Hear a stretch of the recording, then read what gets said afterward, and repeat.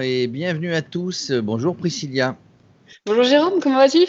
Écoute, ça va, hein, un samedi matin. Toi, tu es dans ton atelier. Alors voilà, tu vas nous parler plein de choses. On voulait faire le point.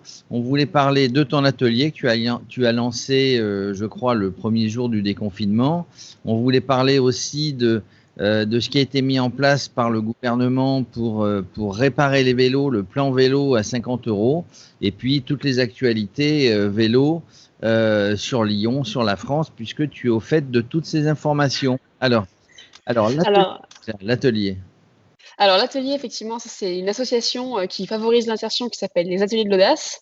Et du coup, c'est un projet sur lequel je travaille depuis quasiment un an et qui est pour moi une passion et une vocation. Et en fait, c'est un atelier où on propose aux particuliers et aux privés de la réparation, de la maintenance et de la vente de vélos donc de seconde main en économie solidaire et circulaire de vélos. Donc nous, notre but, c'est de former des personnes qui sont éloignées de l'emploi au métier de mécanicien cycle que j'adore, tout simplement. Et du coup, le projet aurait dû être lancé la semaine où le confinement a été officiel en France. Donc, on a tout reporté, mais à peine, effectivement, le déconfinement avait lieu que nous, on ouvrait les portes de l'atelier et que le coup de pouce vélo arrivait et que depuis, eh ben, voilà, je travaille le samedi. Tu travailles le samedi. On parlera tout à l'heure du coup de pouce vélo. Alors, on voit, on voit des vélos partout dans l'atelier. Tu l'as dit, vous récupérez des vélos, vous réinsérez des gens en leur apprenant un petit peu le métier de mécanicien. Vous avez été aidé par les collectivités. Alors, je sais que vous avez récupéré des vélos du prestataire qui fournissait les vélos sur la ville de Lyon. Est-ce que vous êtes aidé bien un petit peu, pas du tout, par les collectivités? Alors, les collectivités, du coup, on est en contact et du coup, ils essayent de nous donner des conseils par rapport au développement de notre activité. Mais on est surtout aidé par, il faut le dire, le tissu local vélo, à savoir toutes les associations et entreprises du vélo, par exemple Cyclétique, la Maison du vélo de Saint-Priest, la Ville à vélo de Lyon, Janus également.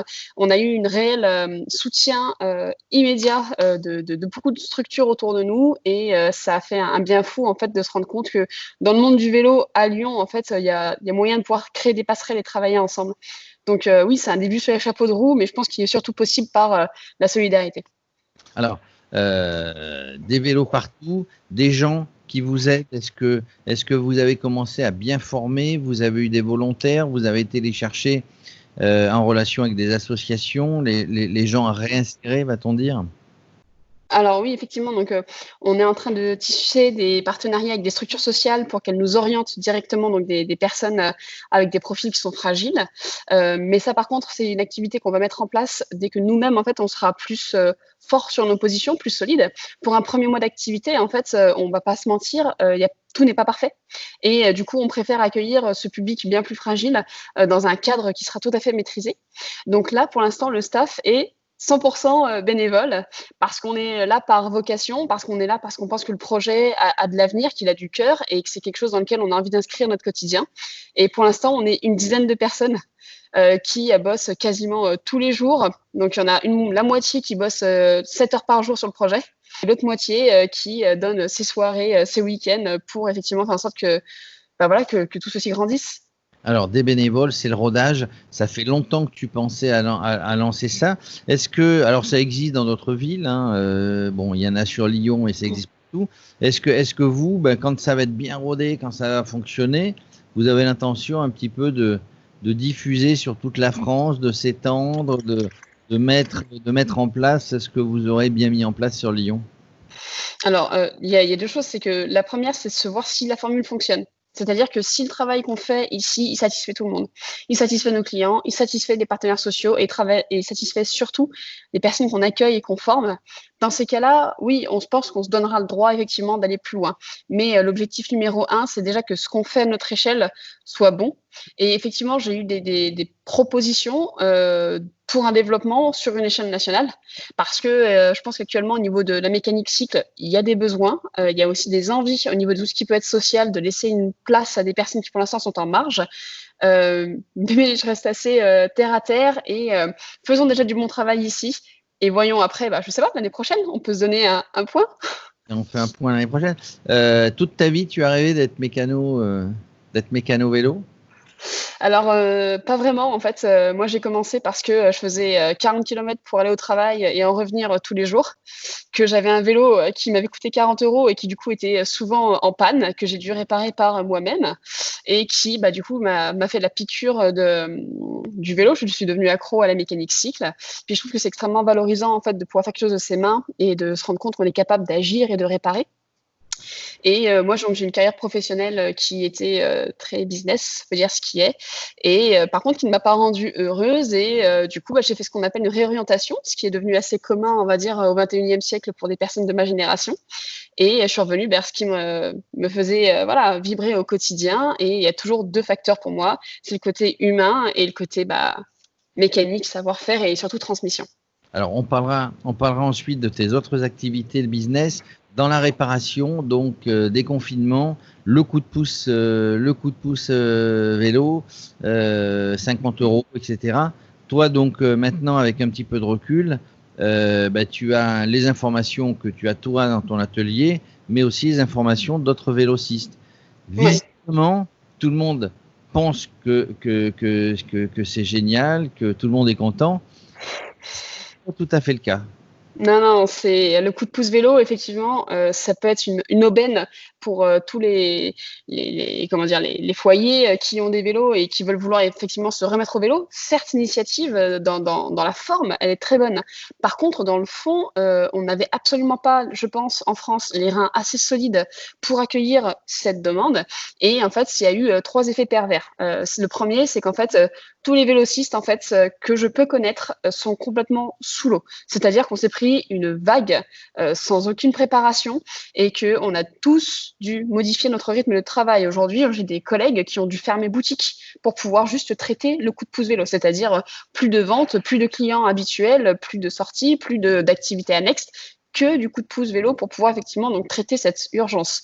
J'ai d'autres proches également qui en fait, bah, du coup ont leur, enfin des vélocistes hein, qui ont leur téléphone qui n'arrête pas de sonner, qui ont voulu se désinscrire du site, qui ont eu ce genre de problème-ci. Et il y en a encore 2 choses, c'est qu'il y en a qui n'ont pas assez de mécaniciens, qui aimeraient pouvoir satisfaire la demande, mais on est sur un assèchement des savoir-faire. Il y a plus personne qui a un CQP cycle à Lyon qui n'est pas employé. Tout du moins, c'est les retours que j'ai parce qu'effectivement, il y a beaucoup de, vu que nous on forme des personnes ici, il y a des volontés d'embaucher. Hein. Et la dernière chose, c'est que ces mécaniciens, en fait, ils ils n'arriveront pas à tenir en fait cet effort sur la durée. Là, on parle jusqu'à décembre. Certes, c'était la saison du vélo, c'est toujours l'été, mais sur un rythme aussi long, ça va être complexe pour nous d'encaisser. Et Alors, puis, oui, oui. beaucoup de boulot. Et je pense que faire rentrer les sous, ça devient compliqué. Alors effectivement, parce que l'État, malheureusement, est assez mauvais payeur et que là, en fait, on a beau tous avoir, nos agendas qui soient remplis, jusqu'à pour, Decathlon notamment, jusqu'à eux, ils sont, jusqu'à décembre pour l'instant, ils sont, remplis. En fait, on n'a pas vu la couleur d'une seule facturation. C'est-à-dire que moi, depuis un mois, on a fait, un certain nombre de factures, je pourrais pas vous dire le chiffre exactement, on n'a pas du tout été payé depuis un mois. Donc moi, de mon côté, on est une association qui se lance, on achète des stocks de pièces neuves pour pouvoir effectivement faire du travail de qualité et de la sécurité, surtout pour les clients. Et tout ça, en fait, bah, on a un fonds de roulement qui n'arrive pas, qui n'est pas là. Et c'est le cas, donc certes pour moi, mais aussi pour toutes les structures, les artisans, les mécaniciens, qui ont leur propre structure à faire tourner économiquement et qui doivent, on va dire, compenser par leur propre fonds ce déficit de l'État. En gros, donc une belle promesse.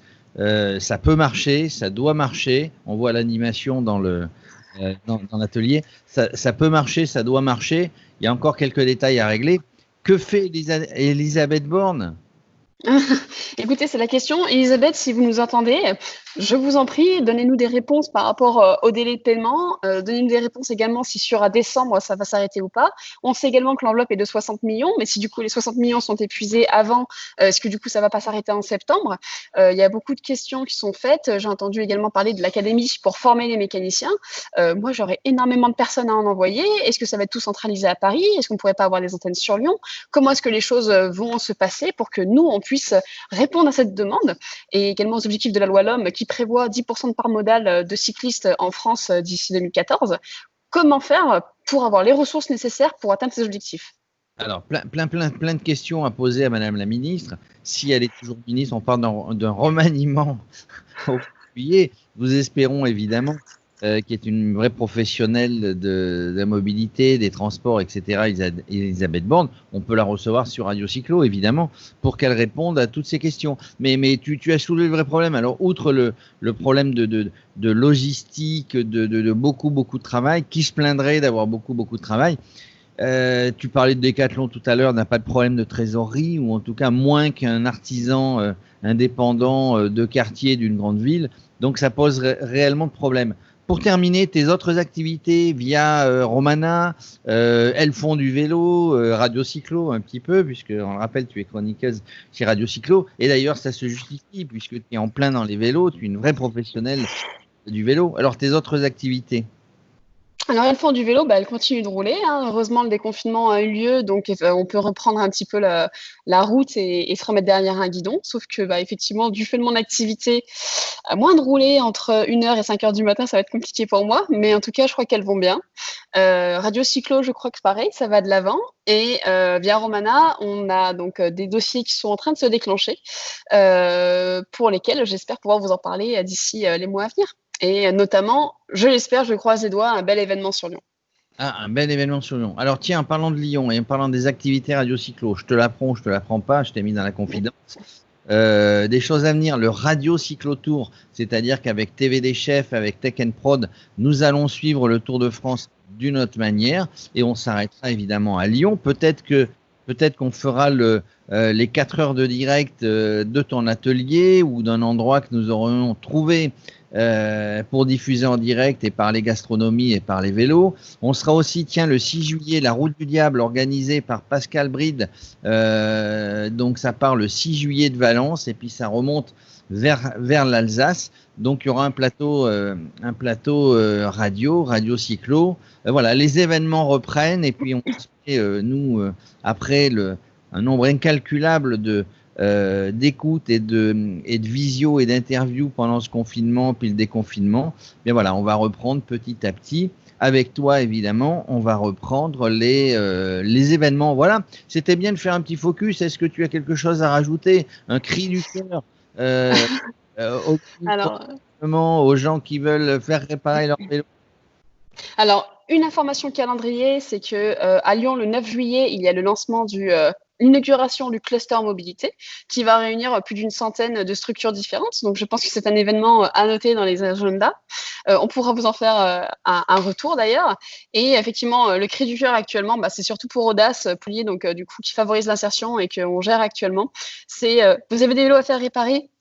Venez nous faire réparer vos vélos, venez nous faire bosser. Vous avez des vélos à donner, à débarrasser, venez aussi. Et si jamais vous voulez nous soutenir financièrement, qu'on n'ait pas de prêt à faire pour pouvoir travailler, n'hésitez pas, je vous envoie le RIB.